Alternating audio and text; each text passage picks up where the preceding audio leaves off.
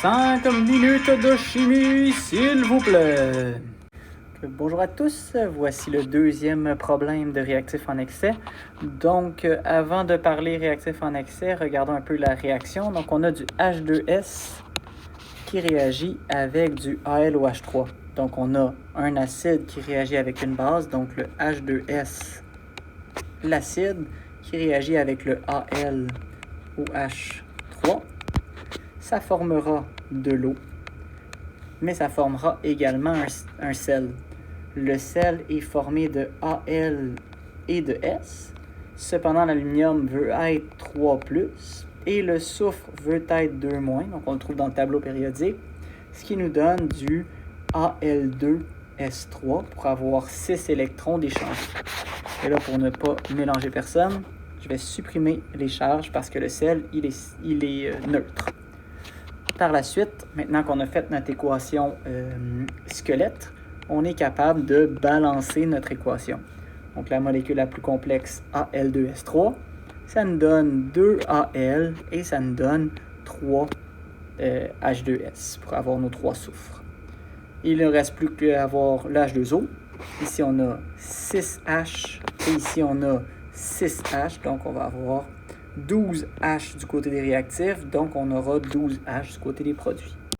Pour la suite, maintenant, on sait qu'on a notre équation balancée. Il faut donc transformer en mol, Bob Marley. Donc, 20 grammes de H2S à transformer en mol. On sait que le H2S, sa masse molaire, 2H et un soufre, ça nous donne 34,09 grammes pour une mol.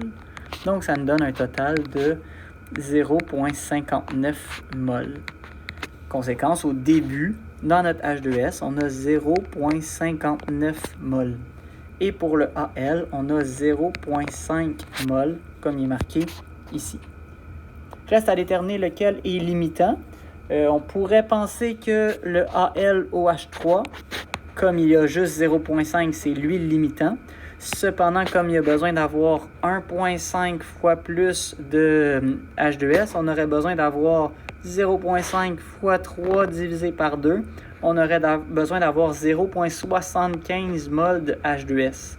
Comme on n'en a que 0,59, c'est le réactif H2S qui est le limitant, ce qui veut dire que c'est celui-ci notre limitant, ce qui veut dire que c'est celui-ci qui va réagir au complet, bleu, mauvais choix de couleur, donc moins 0,59 pour qu'il y en ait 0 ici. Comme il y a 0,59 mol de H2S qui a réagi, bien on sait que 0,59 fois 2 divisé par 3, on va trouver notre nombre de mol de AlOH3 qui a réagi en faisant la proportion à l'aide des coefficients. 0,59 fois 2 divisé par 3, ça nous donne 0,39. Et donc, il ne reste que 0,11 mol de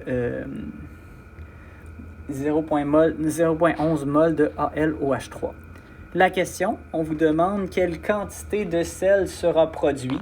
Donc, la quantité de sel, on a du Al2S3, c'est celui-là, notre sel. Et donc, on sait qu'il y en a 3 fois moins que lui.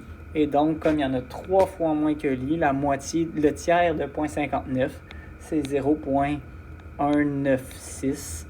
Et donc, initialement, on n'en avait pas. Ça veut dire qu'on a créé 0,196 mol de Al2S3. Et donc, on peut lire quelle quantité de sel. Bien, la quantité, on l'a trouvée, 0,196 mol, c'est la bonne réponse. Finalement, on ne nous pose pas la question, mais si la question était combien d'eau aurait été produit, donc de H2O, bien on sait qu'il y a 3 mol de H2S pour 6 mol de H2O. Donc, 2 fois plus d'eau que de H2S. Donc, s'il y en a 0,59 qui est produit, on en a 1,17 mol qui a été produit.